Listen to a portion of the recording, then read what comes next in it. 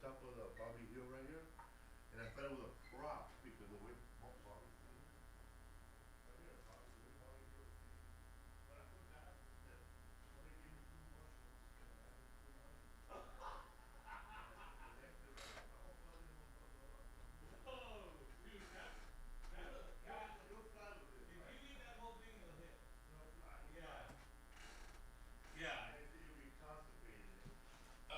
It'll get in your guts for sure, dude. Go. Hey? Yeah. Alright. I'll go I first. thought they were joking. You want me to go in there first? You go. Okay.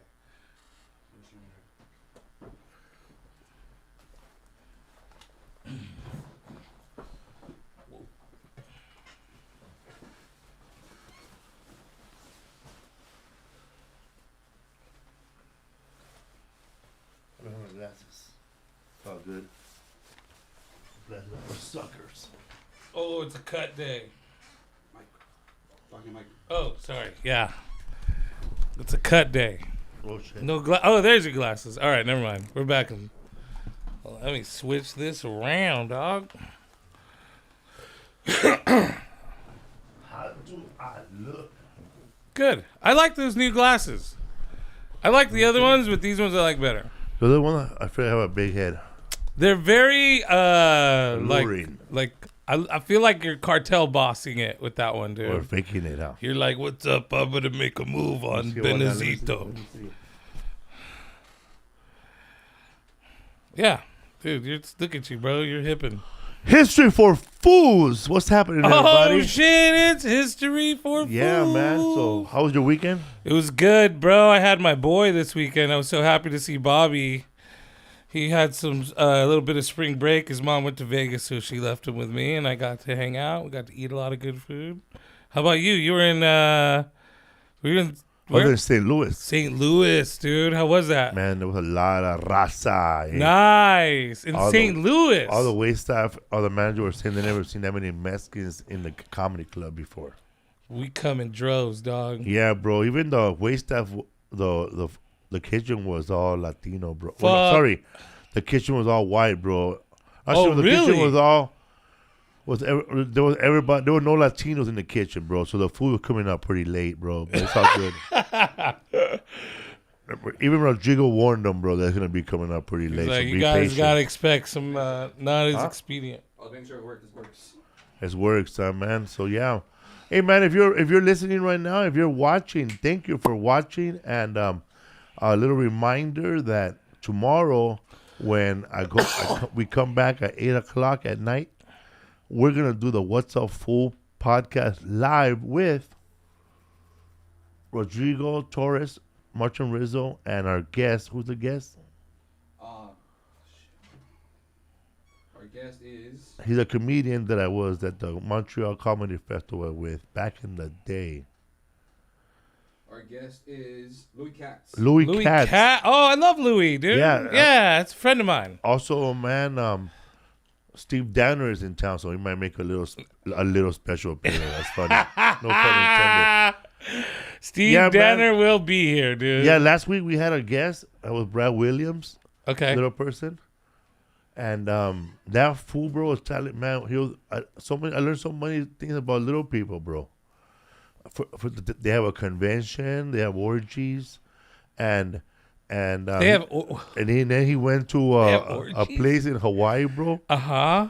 And he was with his daughter, who was also a little person. Okay. And they were talking about the Menohines. Menahunis. And they were like, what? And then after a while, everybody was looking at them, bro. Like they were Menahunis. Yeah, they were little people. That they were savage. I heard this. I would look this up if you can. That Menahunis were started by the guy who made the Trader Vic. The Trader Vic restaurants. The restaurants? But it could be wrong. Or that Menahunis were just a spirit in Hawaii, and that he made them these little people. Crazy, right? Yeah, dude. Then he mentioned this place that was even more crazier. Like he said that in China, there's a whole palace, a big castle, where little people are allowed to live and have a normal life, but In exchange, they gotta put out 3 different shows every day for tourists. Whoa, really? So like, It's like play to pay or pay to play to stay. play to stay? Dang, Yeah. dude. So enough of that, man. We're live right now, man. With Oh people. shit, we're live? You didn't know that? No. Yeah. What are they saying about Butch? Who is this fool? I'm Okay. Butch Escobar. I'm a friend of Felipe's. I do I'm a comic and I do his tour sometimes. Any regulars there?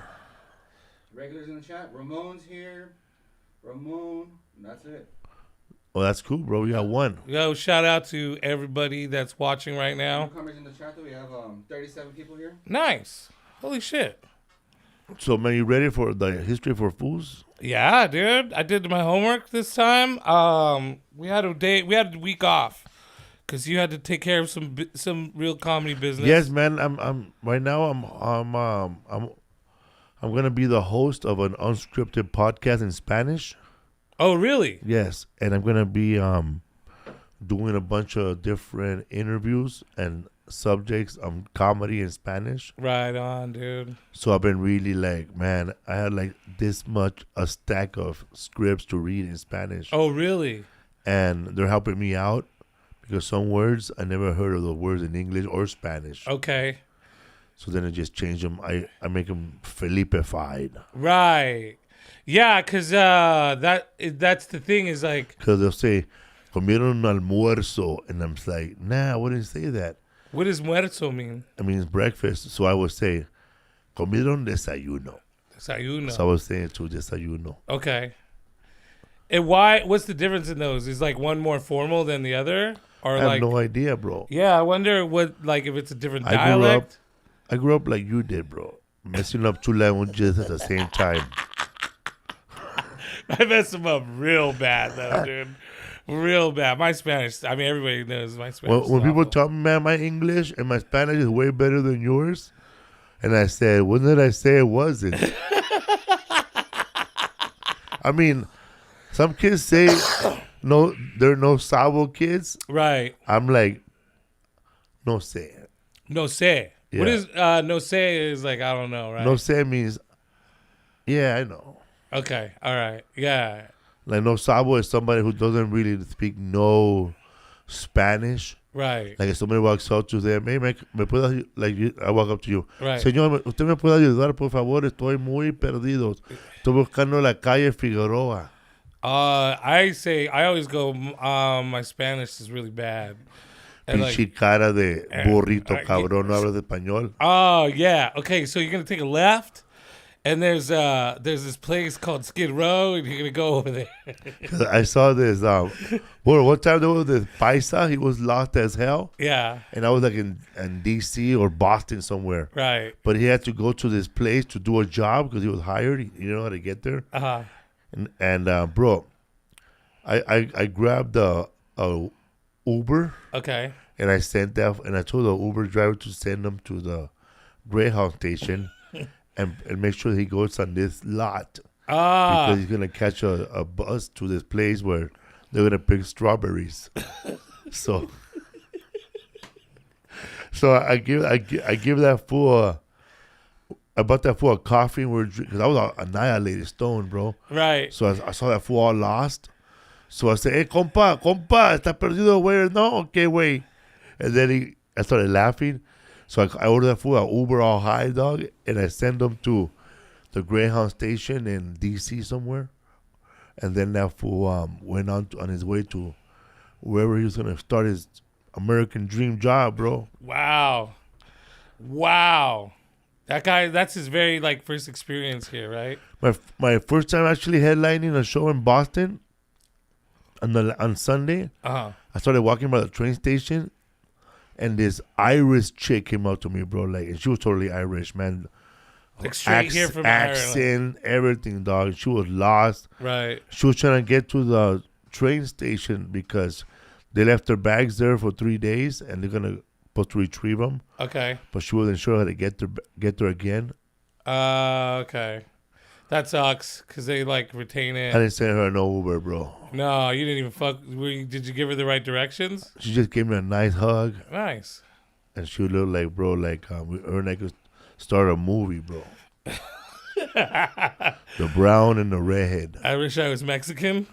Yeah, bro. Yeah. She was like Irish, bro, like green red eyes, head? red green eyes. Mm. She looked like the luck of the Irish. I love those redheads, man. Those are the lucky ones right there. I heard their hair smells like strawberries. No, but some of them smell like sweat, bro. like sweat, Like alcohol? like sweat. Yeah, dude. I never really. I met one Irish person that was straight from here, one time in San Francisco, and she wanted to go to an Irish pub, believe it or not. And she introduced me to curry and chips, or chips and curry. You want to hear something crazy? Hmm. There's a German bar in Silver Lake called the Red Lion Tavern. It's straight up German. The ladies wear the German garb. They wear like yes. What is that stuff called? Lederhosen? Yes, and they got big old schooners, bro. Big motherfuckers. The big mugs. Yeah, and they have a collection of them. Okay. And we were there getting loaded, bro. Willie was somewhere all loaded already, mad somewhere. And Alfred Robles was there, and we were all there, right? And then, dude, he showed up with his lady. Yeah. He used to be a boxer in Germany. His nose was all bent like Joy Medina. Like he lost more fights than one. And he was asking us all loaded, bro. He bought us 2 rounds. And he finally asked us, my Guten Tag. My daughter is married. She's married a Mexican man. What is it about Mexican man? What is it about Mexican man? I don't know, bro. So was a Mexican man. And then brought from the corner. What was he trying to say? Like, what's so attractive about Mexican men? Oh, why? And Why? bro, Yeah, I look at the corner of my eye. Yeah. And I see Alfred Robles squeezing the shit out of his wife's titties, dog. And then I said, this was about to punch me first. but it was funny because he said, "What is wrong? What is it about Mexican man? Mexican man?" And I looked over, and that comedian, Bernie guy, Alfred Robles, is squeezing her boobs, bro, like trying to. He's just like like they're handfuls of it. Like it's Oktoberfest, dog. Bro, that's hilarious, dude. And I said, well, I don't know, man. He's squeezing one more round. He's squeezing the owner's wife's titties. No, the guy was asking us. The guy is the one that's asking us, what is it about Mexican man? Right. Yeah, his wife's titties. Yeah. And he's asking us about what is it about Mexican men, because his daughter is married a Mexican. And I said, I don't know, man. We're very aggressive, and we see something we want. Well, according to my friend over there, we just go for it, eh? Bro, and did this guy see him grabbing his wife's titties? Hell no, dog. I was gonna. And she didn't care. She didn't give a fuck. I think Rodrigo was next. I got stuck with fucking the old boxer, bro. Do you think this guy's just finding this out right now as he's getting this like clip in his? You know that fool, man. He probably his liver. He's sitting down somewhere having a beer, watching German soccer, happy, bro. Right. And his wife is still with him, bro. Happy, thinking about how many times it happened to her at a bar. I wonder how many times. But I was tripping out, bro. Like, when you're buzzed. That can't be the first time someone grabs. When you're buzzed, and you don't want to get into no fight or get into no drama over nothing. You don't want to get involved. Right. Plus, you don't want to have nobody's back either. No. So he goes, I don't know what it's about Mexican man. And they looked over there, and man, this fool is like grabbing titty, dude. You know what it remind me of? The original Roadhouse. You can't even match with the new Roadhouse. In the original Roadhouse, there was a woman there with big boobs, and he goes, "Hey man, for $200, you could do whatever you want with her." I remember that. And then the fucking drunk fool started grabbing the shit out of her boobs, bro. Hey, what are you doing? He goes, "I don't have $200.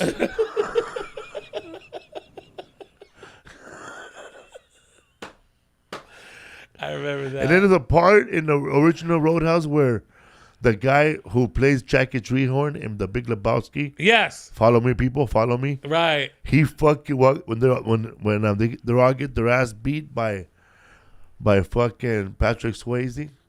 He looks at them. He looks at one guy. He goes, "You know what the problem is? You don't know how to bleed." Yeah. And he punches the shit out of that big bouncer, bro. Yeah. And his security guard. And punches the shit out of him, bro. And beats the crap out of him. That guy doesn't fight back. Then there's a fat ass fool, bro. And that's who I see myself as, bro. I remember that guy. That's the guy. Is that the guy who got his throat ripped out? No, bro. He's just fat as fuck, bro. Like, he's one of the security guards, right? He goes, "Well, you know, man, there was so many, man. You know, we were fighting. I believe you." Oh, that's right. I think I remember that part. And then like I thought he didn't get beat up or nothing, bro. No. Yeah, dude. I think I remember that part. I think of that guy in remember The Sopranos? The fat bouncer they had that would answer the phone, and then Tony would always beat the shit out of him. Yeah. I think of that. I feel like I'm that guy, dude. We need a guy like that in comedy, bro. That we just punch the shit out of. Like if somebody would get beat just to get punched at every show. Just to get beat? You know, like, you know what happened? Like you just finished fucking arguing with the sound guy, and then he's telling him what happened. You punch him in the face. Bring back the what is that guy called in the circus again? I have no idea. The geek. We have a geek. Yeah, dog. And then like sometimes, you know, when somebody tells you, you know what, man? We want you to cut your time for 10 minutes. And they go, "What happened, man?" Then he walks up to you and goes, "Hey, man, so who's gonna do the other 10 minutes?" You punch him in the face. just turn around and hit him. Fuck. Yeah, dude. I could use a guy to that's something to have. Like when you're, I don't know how you can acquire that legally, but if you could hire someone that you could just punch every now and then when you're angry. Yeah, man. Like maybe the president needs that. You can just cut it out when we start recording. Still alive? Yeah, we're still alive. Gangs of New York, man. What's up, bro? Gangs of New York. The original 5 points, which was 1850 to pretty much the beginning of World War One, and so many migrants passed through there back in the days, and people laugh now, bro, at like, oh, these migrants selling oranges in the streets, right? But they don't forget, bro, that Irish women were selling apples, bro. Right. They were selling corn. That's right. They were selling whatever they could sell, bro, in the streets because nobody was hiring Irish. I mean, at least you know, Mexicans, man, they're hiring us. Right. Well, and that's the thing is like the Irish. You know, you got to talk about why the Irish are here because I was with Bobby this weekend. You guys went to Ireland? No, we watched some Gangs of New York, and then we were watching this other show called Warrior. And the Asian War? Yeah, it's about it's Bruce Lee's story. I think his daughter is producing it. Oh, that one. Yes. I thought it was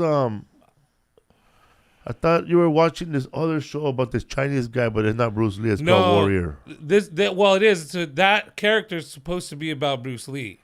That character is supposed to be Bruce Lee's character when he wrote himself into this, apparently. I don't know the whole story of it. But man? It's this one right here. That one, I started watching that, bro. I don't know. I don't know if that's Bruce Lee's. I thought, that's Bruce Lee's daughter wrote that. Oh, she wrote that, but not about Bruce Lee. She produced it. Bruce Lee wrote it. But it's not about Bruce Lee. It was supposed to be him when he was writing it. So, like, this guy uses Bruce Lee's style in the show, and there's a lot of, like, odes to Bruce Lee. But I was watching both of them with Bobby, and he was like, dude, there's a lot of Irish people, why in his own words, why the fuck were there so many Irish people in the United States at the time? And I was like, because the potato famine happened, and it drove a lot of Irish people here. Because the Irish were actually, they were mooching off people's land. Like, they were like, just say a guy works, I own like 200 or 500 acres of land. Okay.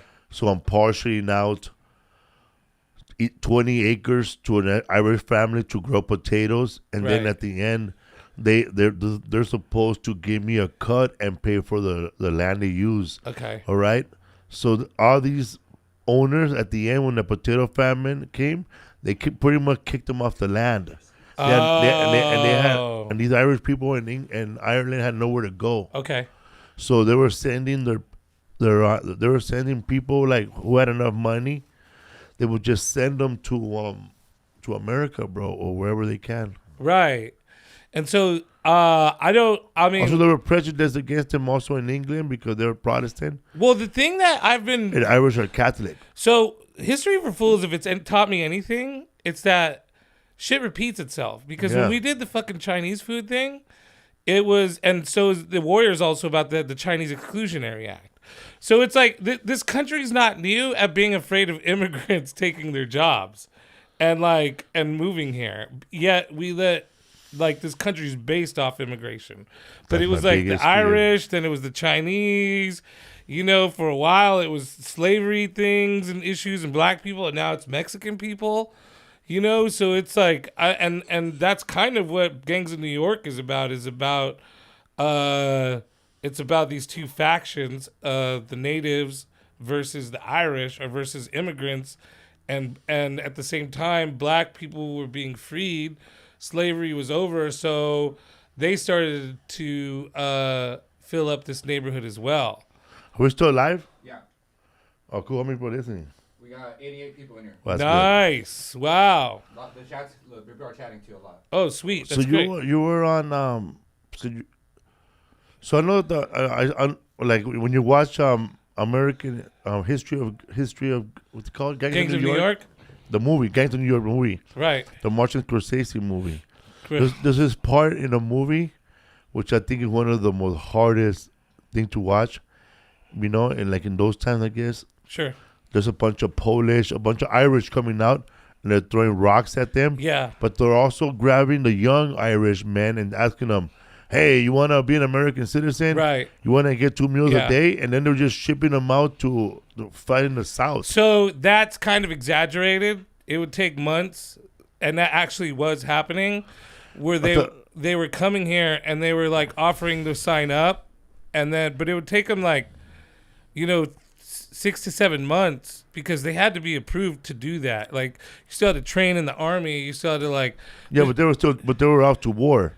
Yeah, but they were in the movie. They were giving them uniforms. In the movie, they were turning them over like that, but a gun, and they were unpacking Irish people in caskets. So I read the book to prepare for this. I read the Gangs of New York book, which is the book Scorsese read that inspired him to make this movie. And a lot of times he took liberties in this movie. And what I like, and I think a lot of the critics that know the history and know the real movie didn't really understand, is that he was trying to conform a lot of history into one moment. And so what I think he was doing is because what I read was that it took 6 to 7 months for them to get here and then become soldiers. So it wasn't a turnover like that. But I think in the movie they wanted you to see that that's what was actually happening at the time. And that those people, but more or less what they wanted you to see, which was really happening, was that Tammany was out there stealing votes or trying to persuade people to vote for him. Because in his mind and in Tammany Hall and the Democrats of New York, they really wanted people to vote. That's fun, because in the movie they were giving out a piece of bread with a paper that said "Vote for Tammany."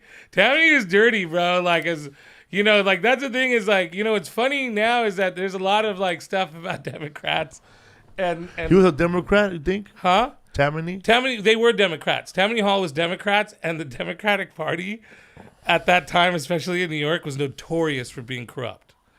And that's how, that's why all the police, we were talking earlier about the police departments and how they started, and it's the same thing with the fire departments. And again, the fire department aspect in the movie was super accurate.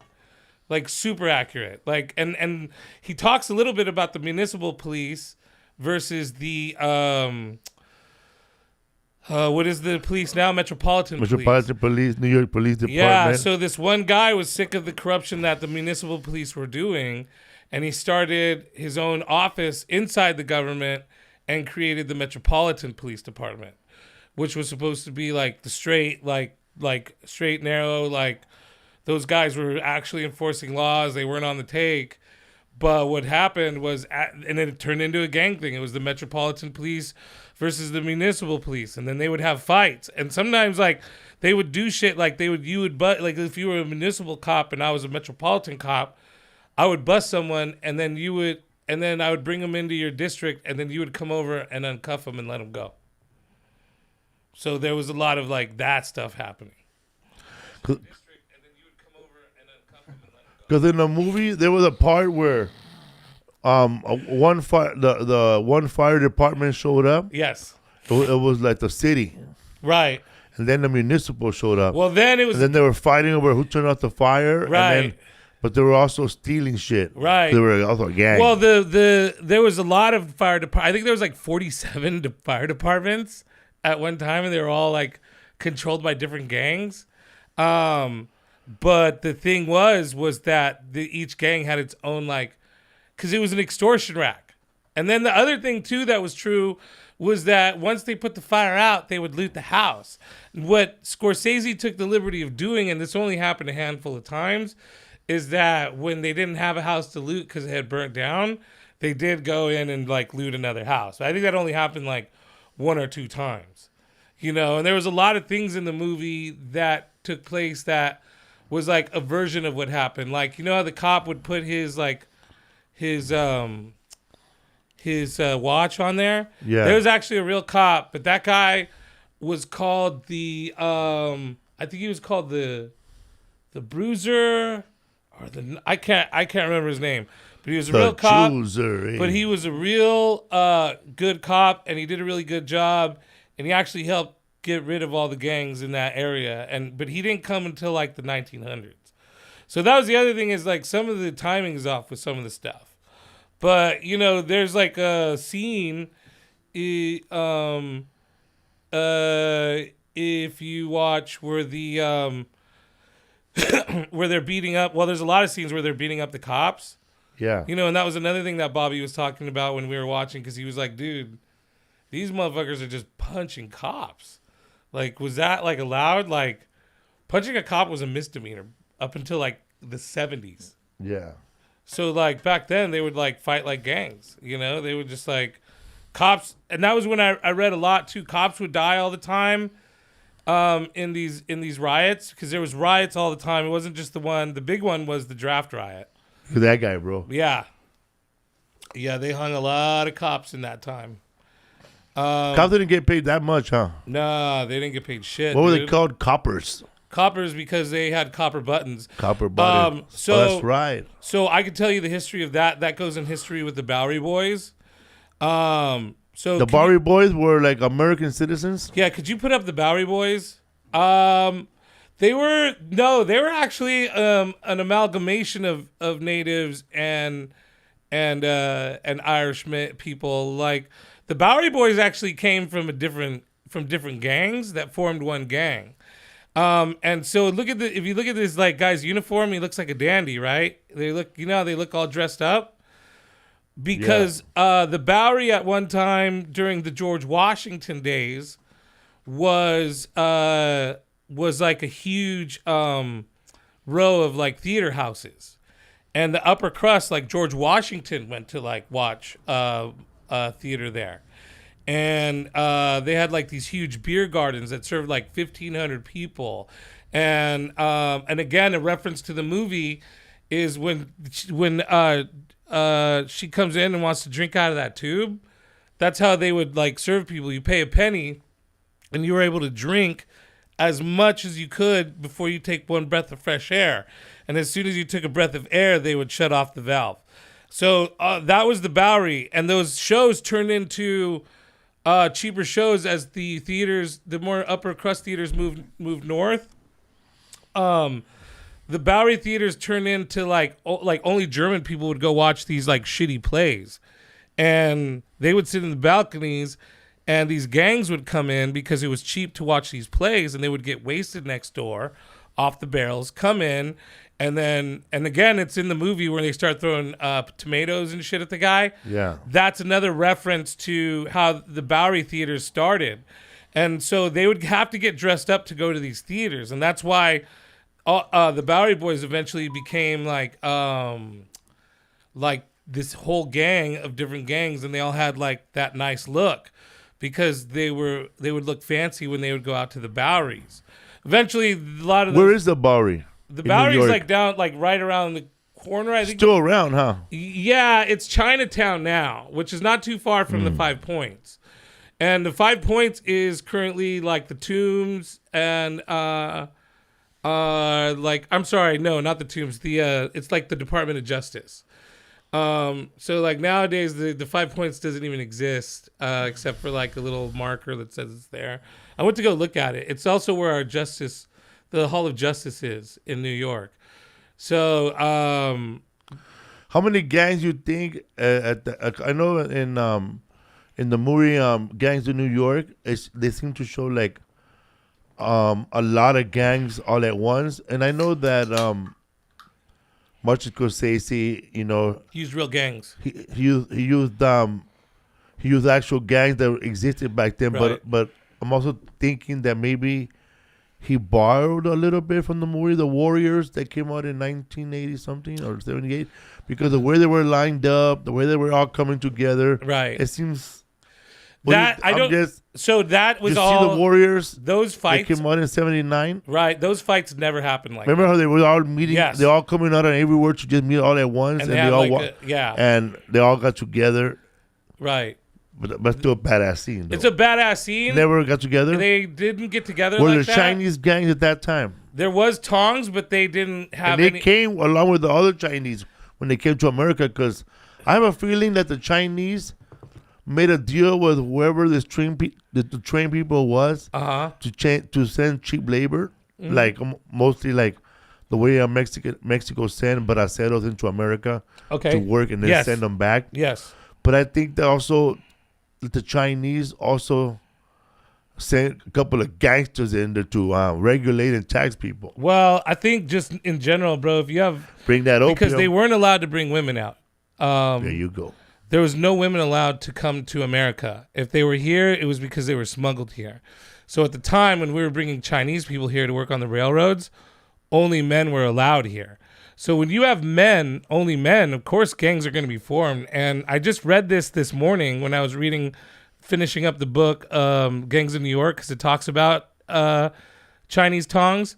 Chinese tongs were invented in America. They did not exist. What are Chinese tongs? Chinese tongs are basically Chinese gangs. Oh, Chinese gangs. Okay. And so tongs were, and what they were is their network of families that turned into gangs during the railroad stuff. And then when they started to have Chinatowns in San Francisco and in New York, which is what Warrior's about, is about the tongs. There's a small reference to the Chinese tongs in Gangs in New York, but not much. But there should be a whole movie about these guys, and there's a show about the ones in San Francisco. But the Chinese tongs were no fucking joke either, man. But yeah, that whole scene in the beginning of Gangs in New York, what that's actually referencing, or what it's supposed to, is there was a Dead Rabbits gang. Did it originate from England? Dead Rabbits over no, there. so that the was Dead started Rabbits by a female. So the Dead Rabbits came from a gang called the Roach Guards, and The Roach Guards. And the Roach Guards were set up a group of security guards that this guy hired to protect this guy. His last name was Roach, and he hired them to protect his liquor stores, because the liquor stores were where all the gangs started back in the day. They were called green grocers or something like that, but in the back they had liquor stores. And so the Roach Guards were this group of guys that started out protecting this guy's business. They turned into a gang, and there was a small faction of the Roach Guards that was not happy. And so during a meeting, and I should have found out about the reference to why it was a dead rabbit, and if someone could fill me in if they know about it, there was an argument, and a dead rabbit means something, I think, in Ireland.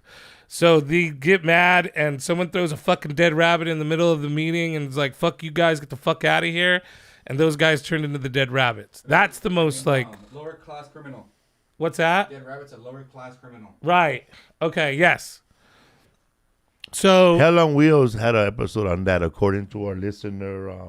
Oh, I loved Hell on Wheels. Calm Down Rich. Had an, About the Chinese and the thongs. oh, really? Yeah. Maybe it was in one of the last seasons, because I didn't see the last season.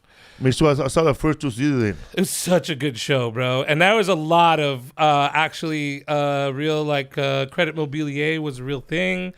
And the guy who was the bad guy in Hell on Wheels. Was that part of Gangs of New York? And was that a real thing that they were actually selling horrible beer and like a mixture of leftover beer that was just 25 cents? Yes, that actually, that's just part of. Ugh. So that, okay. Hey, bro. That whole scene, the bar scene, that's a real bar. The whole bar scene. Yeah. You could tell, like, there's a lot of alcohol to be sold if you're the man. If you're Bill Poole, who is what was his name in American history? Bill the Butcher. Bill the Butcher. His actual name is Bill Poole. His real name is Bill Poole. Yeah, and he must put at these bars. He's pretty much sitting at a place where they're actually serving actual beer, right? Right. Yeah. And then in the bottom, they're serving like the horrible beer, probably IPA. Right. And then in the bottom is leftover beer that they collect along the way, right? Right. So that whole movie or supposed to take this place called the Old Brewery. But there's also people also walking around hustling though. Yeah. And there's a lady who's walking around singing with her son in a little pail. And then there's people dancing. Right. There's people fighting. There's gonna be a dog fight. And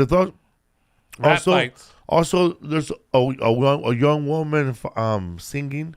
Uh-huh. And pretty much any kind of job you're gonna get in the city that's nefarious or any kind of serious job, right? Or anything you need to borrow money is gonna be at this fucking crazy bar, huh? Right. Well, because the bar was huge. It was 5 stories with 2 stories of basements underneath it. The first story goes like this. No,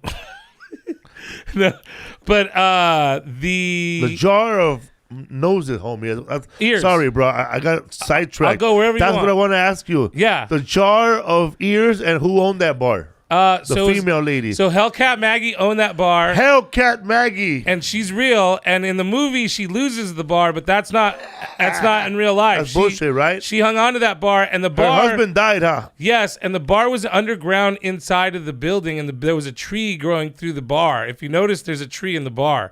That's actually the one thing Scorsese did, and I did watch a documentary where these historians went to go look at the city that he built in Greece to mimic this place. They said it was as accurate of any movie has ever been to history. That's what the 5 points probably actually look like. And that's what the old brewery actually looked like. And so like, I mean, there was, and again, man, this Maggie with a Y or I-E? Hellcat Maggie. I-E. Huh? I-E, okay. I-E, okay.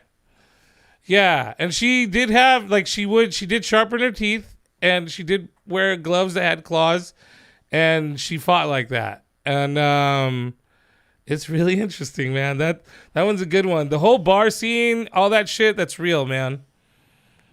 Hellcat Maggie's real. And I'll tell you, want to know about the gangs? I could tell you all the names of the gangs in the movie and what they meant, or for at least most of them. Which one? So, like, the Plug Uglies. The Plug Uglies. Where are they from? What part of the city? Those were Irishmen. They all these gangs, but they're also thieves too, like robbing people. Bro, or they were all just some of them gangs were straight edge. So there was some. I think they were called the Patriots, and those guys didn't fight. All they did was, or they did fight, but they only beat up English people. So they were like a benign gang. And then there were some gangs that were just like dialed in for political reasons, some that just pertained to charity. So not all of them fought. But the Plug Uglies were these guys that they called them Plug Uglies because they look like plugs. They would pull their hats on, and you see him in the movie. He stuffs leather into the top of his hat and then puts it on and pulls it over his head. Yeah. They would have nails on their boots, which you see the guy like he's like filing the nails on his boots at the beginning. That's also an homage to the Plug Uglies.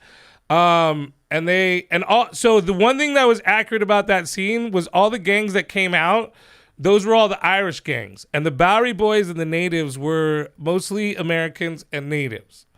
So, and Bill the Butcher had started out in the Bowery Boys and then started the Know Nothings, which is the natives in the movie.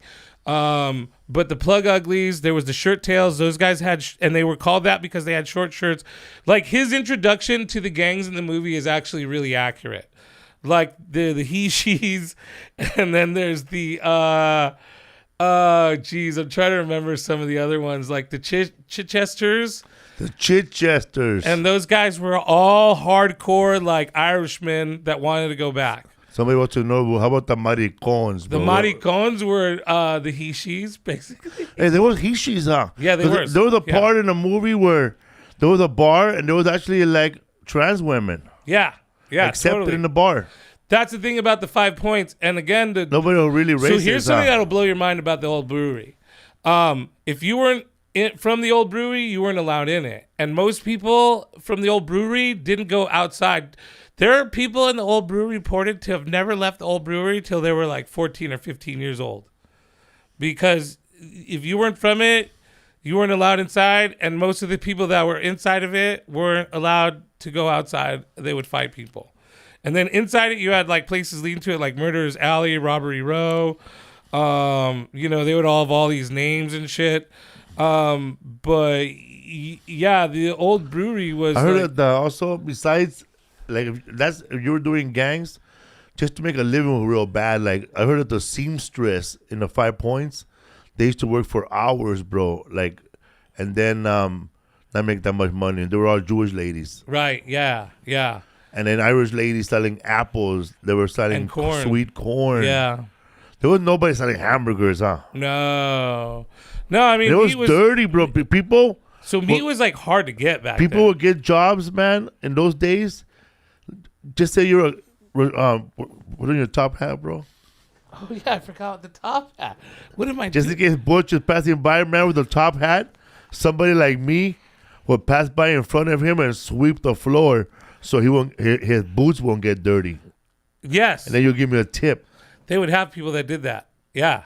They would have people. There was the thing is like. I'll fall on the floor. You could walk over me so you won't get dirty, bro. They had so many. Any hustle, bro. And there was like, all those gangs were out in that area. Like, so the 5 points, and you see is. Los 5 puntos. They call it Paradise Square, which is that area right there in the middle. It was filled with like, dude, and people were like murderers, bro. I'm talking like. There really was a guy that like walked around with the big bludgeon and knocked people's skulls loose, and like would like notch it if it had like if he got kills and stuff, So and then also there's so what's interesting to me, man, is that they talk about Bill the Butcher, and the one thing about Bill the Butcher that was accurate was that he was a butcher. He was like really good with knives. He used to do all kinds of tricks. He used to do acts with them and stuff like that. But he wasn't the most interesting gang member from from that time period. There was a guy named Monk Eastman and another guy named Peter Kelly. And those guys were their rivalry was crazy, bro, because Peter Kelly ran the 5 Points gang and Monk Eastman ran the Eastman gang. There's Monk Eastman right there. And Peter Kelly was like a dapper dude, and he was very like good looking and looked rich. He was like a debonair type dude. And then Monk Eastman was this guy. He looked all beat up and was like kind of a puncher and a slugger. And they would always have rough and tumbles. Do you remember we talked about rough and tumble? Rough and tumble, yeah. Rough and tumbles were like these no hold bars fight, and you always see them. The one where they're fighting on the docks in the movie. That's like a real situation that happened. And then, you see them in a lot of those old timey movies where people were just like no holds barred fighting, and those were called rough and tumbles, and you pretty much fought to the death. And like fish hooks were real. Like they would fish hook your lip and then just rip it right open, dude. And then eye gouging. Because I saw when Leonardo DiCaprio is fighting that guy in the movie Gangs of New York.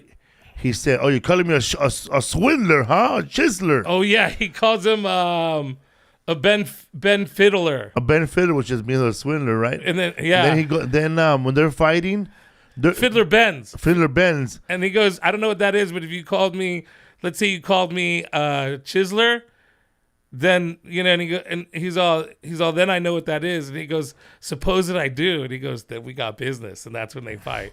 Yeah, and the bald guy is fighting that type of fighting. What you just said, what is it? Rough and tumble.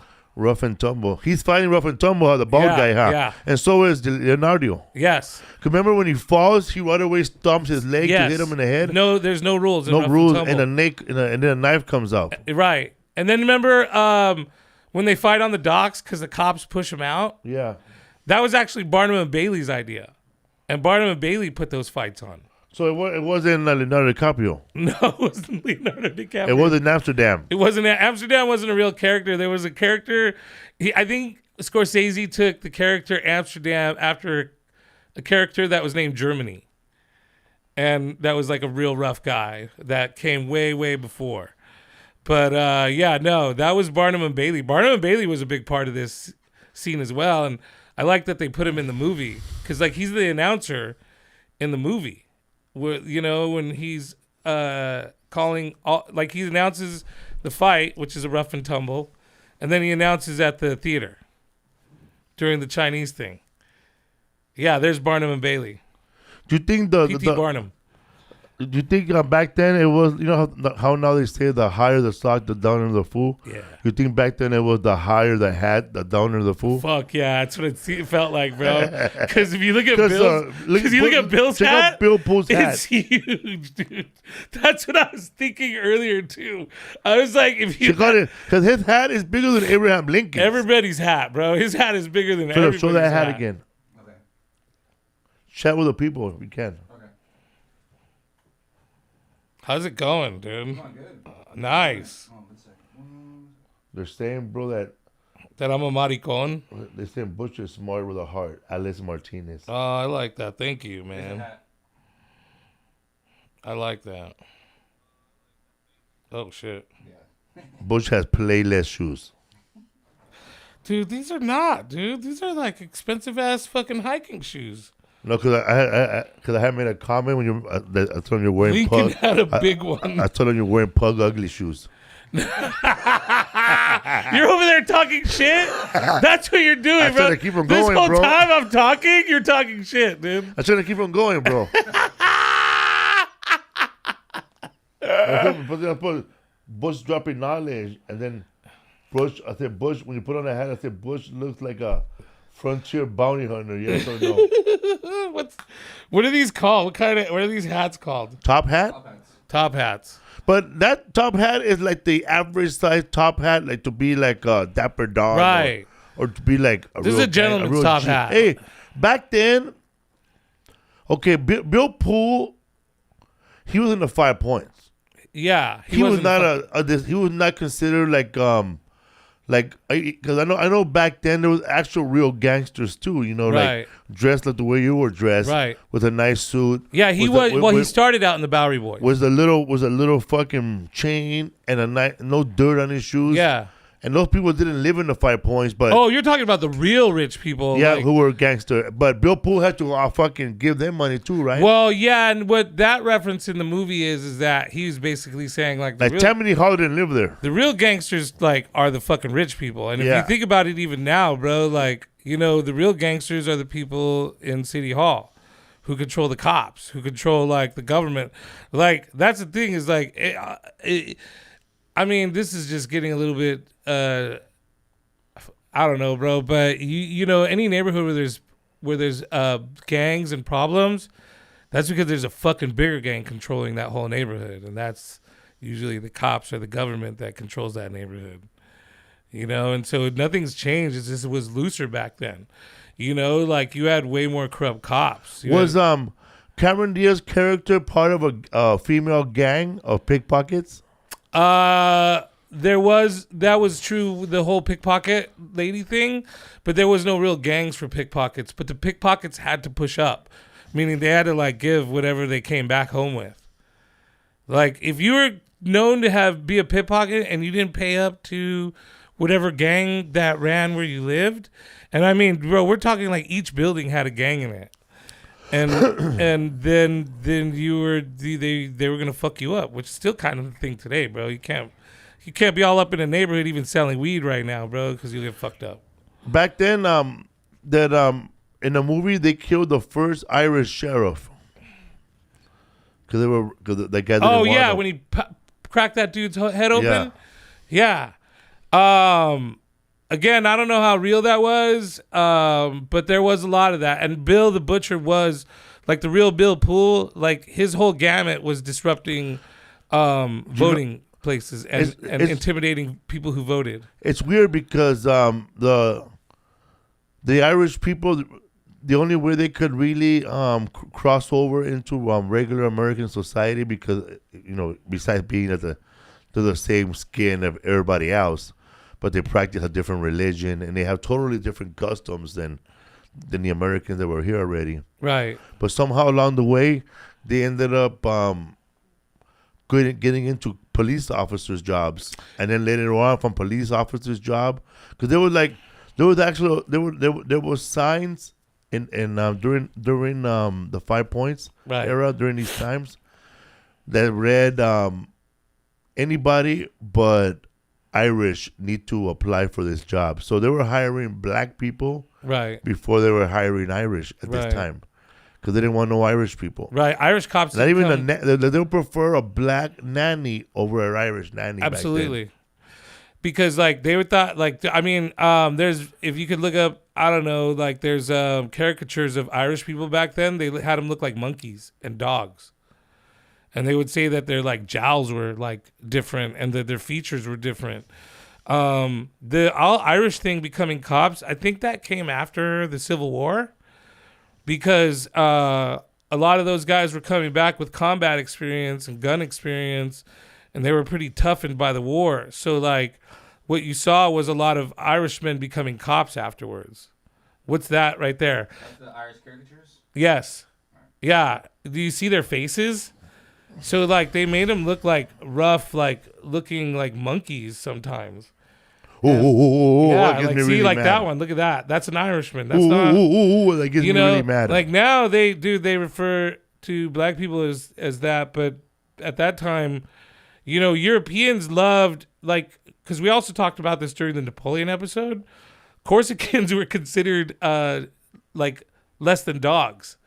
And when they portrayed Corsican characters, especially Napoleon, it was always like they look like animals, or like some sort of like cavemen or something. So like that's a European thing that. You know what they call them? Papists. Who? The Irish. Why? Because they show allegiance to the Pope, which is a. Oh, they were Papals or whatever. Papists. Yeah. I looked it up because Papists, yeah. In that movie, Oh Brother, Where Art Thou? Right. There's a guy who's running for mayor, for governor against somebody, and he said, "I don't want no Papists." Right. And then he says that too. I mean, Bill the Butcher constantly makes fun of their religion. But that was the thing, was like Bill Poole was just like a really racist guy, and he just was a really bad. He's a native, right? Yeah, he was a native. He did get killed, like that. He did get shot. He got shot twice. What was the guy? At this time, there was 3 blacks in the 5 Points too. Yes. Well, that was the other thing too. Oh shit, that was on the thing. It's all right. Sorry, dude, I'm having allergy problems right now. Saw that 5 Point dust. Yeah, it's not that. What was I saying? Oh yeah, Bill Poole did get shot. He was shot like 3 times, by someone trying to attack him. It was like another, like it was, and then he did die like 7 days later. And then as far as like black people being freed, that's also why they were in the 5 Points as a gang, or with the gangs in the old brewery, because the Irish didn't care about mixing with black people. There was no like. No. There was like really none of that there. So there was a lot of black dudes with white women, and that bothered the natives. And then Charles Dickens, like Chronicles of America or Articles of America or something like that. He wrote about the 5 points. When the first, I don't know if it was the first chief of police that was Irish in New York, or the first ever Irish police detective, but it was the first Irish something in New York City in 1947. Look it up, Philip. Ooh, in 1947. Yeah, man, the Klan came to protest of that. For an Irishman becoming a police officer. And Donald Trump's father was arrested as one of those Klan members. Really? Well, that doesn't surprise me. Look up Donald Trump's father arrested at a Klan rally for Irish cop. Yeah, bro. So the Irish always had it bad, dog. Like I remember when I was in Bethesda, Maryland. Okay. I met an Irish woman, and she was like, because I was performing at some theater, right? And she was pointing at the theater I was performing. How dare they have a show there?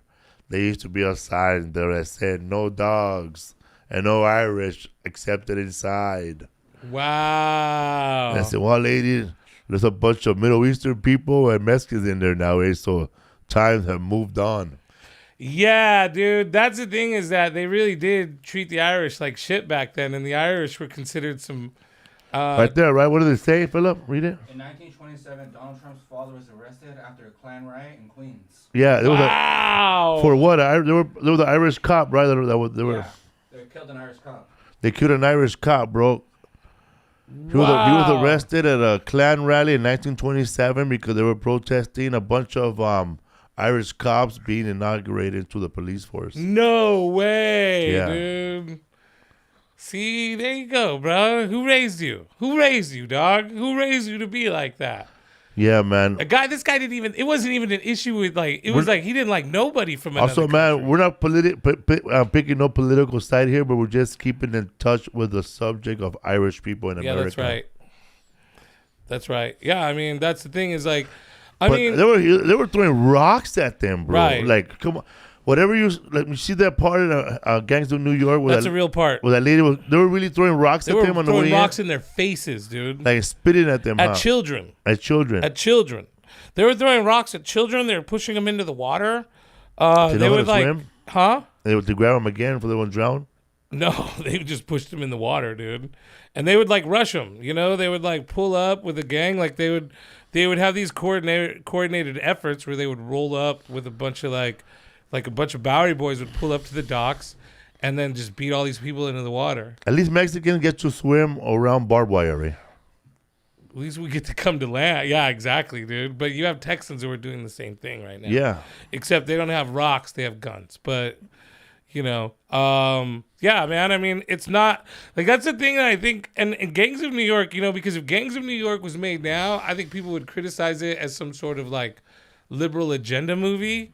But this movie came out... Actually, it was delayed because... Hey, how about when they were getting people to vote? They would have one guy vote, and then they'll shave his hair and make him send him back. That also happened. But it was the... I heard they did this during Lincoln. When Lincoln was also running. They were doing it while Lincoln was running. Because I saw Lincoln, the movie Abraham Lincoln. Right. And when they were trying to pass the law to free the slaves, which happened around the same time as the 5 Points movie, Gangs of New York, right? When they free the slaves. Remember, the movie starts when they free the slaves. Right, yeah.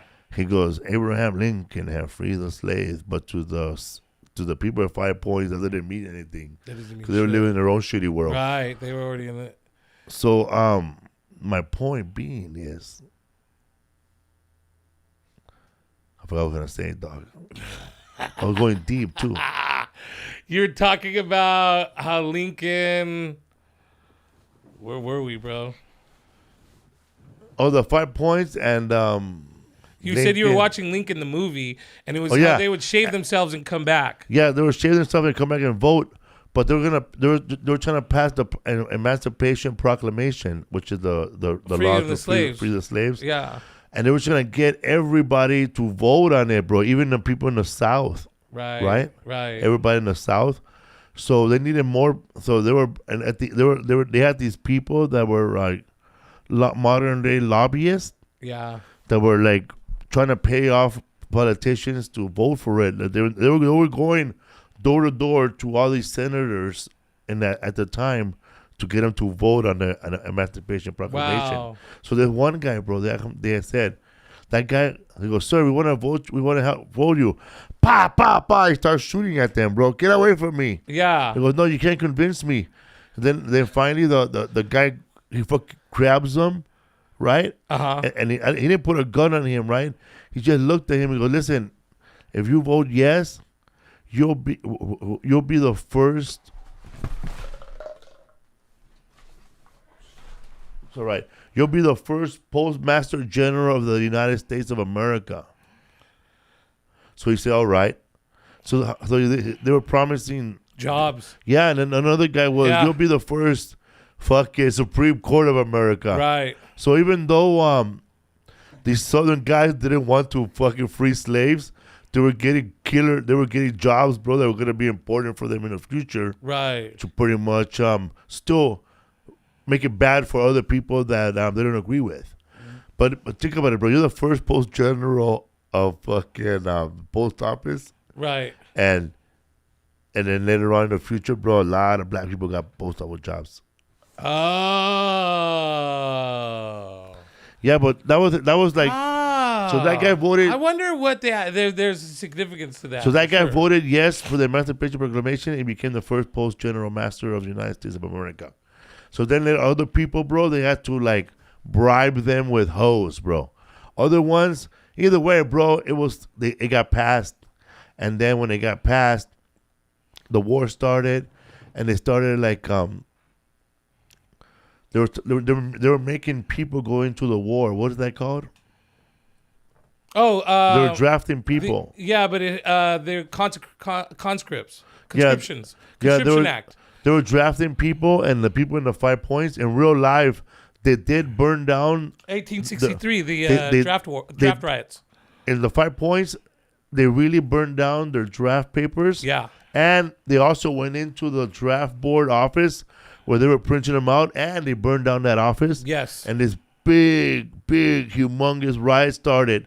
But there was no gang fight during that movie, bro. There was just a big riot, right? There was a riot. Well, the movie took place. They were fucking people up. The movie was supposed to take place during the 1863 draft riots, and but again, what I think Scorsese was trying to do was combine, because there was like between the time that the 5 points had started, like after they filled that pond and all that shit, to the time that it kind of ended.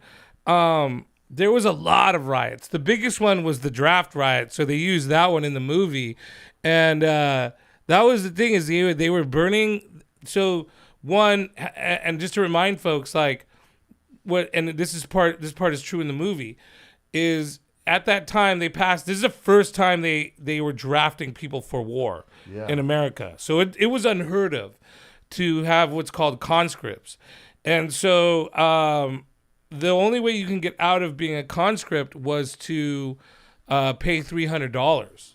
Otherwise, you were liable for being drafted. And people were dying during the Civil War. I don't know how many fucking people, but it was a lot. And nobody wanted to go fucking fight this battle. And so you could pay $300. And at the time, $300 was probably like $30,000 or something, to us now. So you basically had to be fucking rich. And so that's what the draft riots were about, because they were like, fuck that. You're only drafting poor people out of poor neighborhoods. But the gangs really didn't. That was the thing. And they even said it in the movie, the gangs really didn't have a lot to do with. But you could buy your way off the draft if you had $300. Yeah. Right. Also, man, this is like the craziest scam ever. Like, for $300 during the Civil War, you could pay someone to go fight the war for you.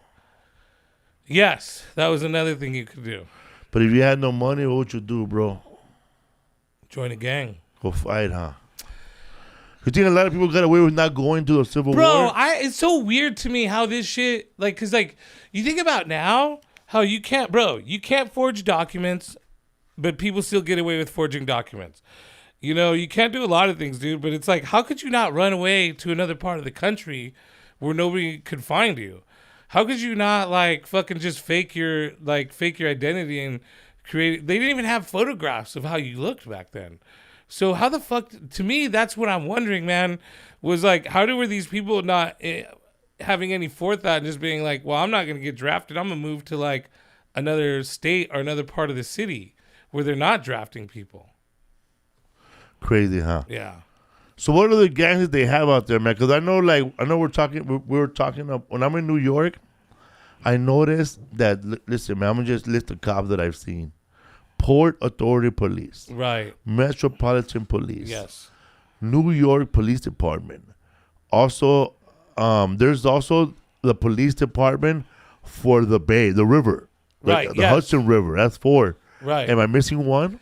No, I think there's is there a sheriff? No, there's like there's policy. Philip, list how many police officer departments are in New York and Manhattan. There's sheriff, there's immigration. But I just have 4 right now because I'm pretty sure there's a Homeland Security. Oh, big! They have the biggest airport police also in America. That's right. That's 6. That's right. So the Port Authority, and that's all gangs. That's like when you go back to those times of the 5 Points and Tammany Hall. They all have different police departments too, huh? yes, yeah. Well, because a lot of the times, like those were like created.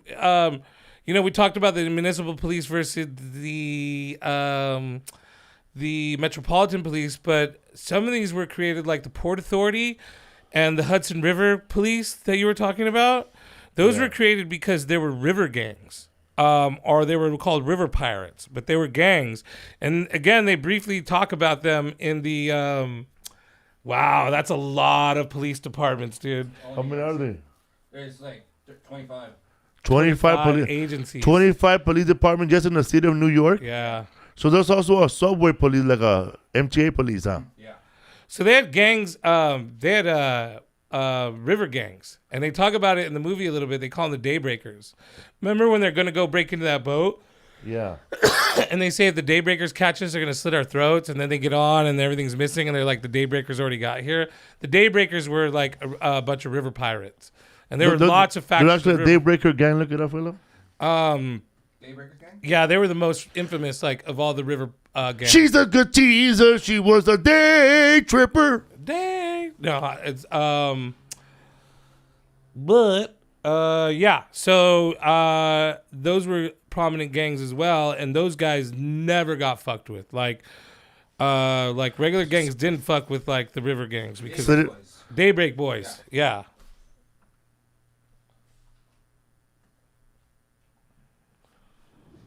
Chicano, he wants to know about the Bud Pirates of the 5 Points. Yeah, those guys, they only came out at night, and they didn't get much loot. They weren't very successful. Let's just say that. They only had shit. I heard they were from Greece. The Bud Pirates were from the country of Greece, right? They were attacked from behind. Yeah, no, I'm sorry, man. There's no Butt Pirates gangs, dude. There was the He-She's though. But they were run. Even these brothels, bro. They were run by someone, huh?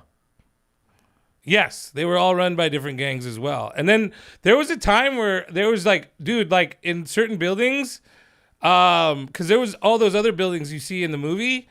There was a time like in the Bowery. Almost every floor of every building had its own brothel. That's how many. It was like one big Hong Kong. The book said something like 7,000 hookers were recorded at one time in the 6th Ward, which was where the 5 Points is. I heard that the 5 Points was one of the dirtiest part of the city. That it also became a tourist attraction for rich people to just go check it out after Shakespeare wrote about it. Yes. You mean Charles Dickens? Charles Dickens, my bad. Yes. Yeah. So people would, that was called slumming. That's where the term slumming actually comes from. It was bad, huh? Yeah, it was so bad that people would pay cops to take them into, or they would pay the Pinkertons, which were like private security guards, to come and take them around the 5 Points. And again, if you look up Charles Dickens, I think it's called American Articles. I can't remember the name of the book, but it's American something. Tour? He talks about a tour that he took. No, it's like, let me look it up real quick. I had it right here. Charles Dickens' 5 Points, Mythic Slum.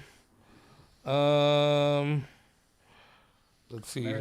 American Notes. That's what it's called. Is the Lower East Side in the 5 Points? Philip? Anybody?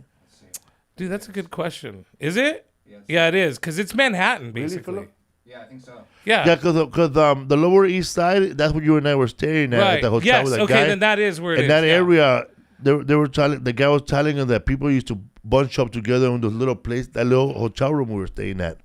The hotel room that you and I are staying at, Yes. there will be at least 5 families living in there. No fucking way, dude. That building's that old. I remember, and those rooms aren't that big. Like, you guys had the suite, and your room was a good size, but it wasn't, like, larger than some of the other suites that I've seen. That's interesting about that. Yeah, I mean, it's weird that whole place was, like, a fucking slum. And what's weird is that it's not a slum anymore, but it also, when it started out, wasn't a slum. It was, like, a beautiful neighborhood around a lake that turned into, like, on one side of the lake was a bunch of, like, factories and shit.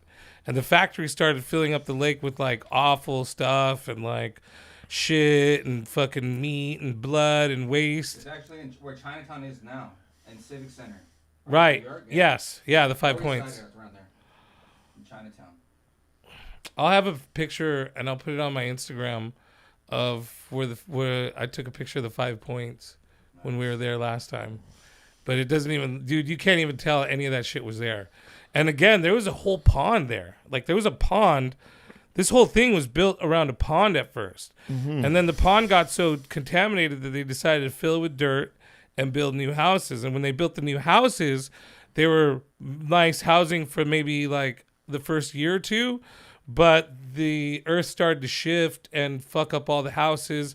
And then also the ground started to smell like shit. All the methane started coming up from where they filled up the pond, and it created, like, those houses to be put up for rent for cheaper. So that's basically how it became a bad neighborhood.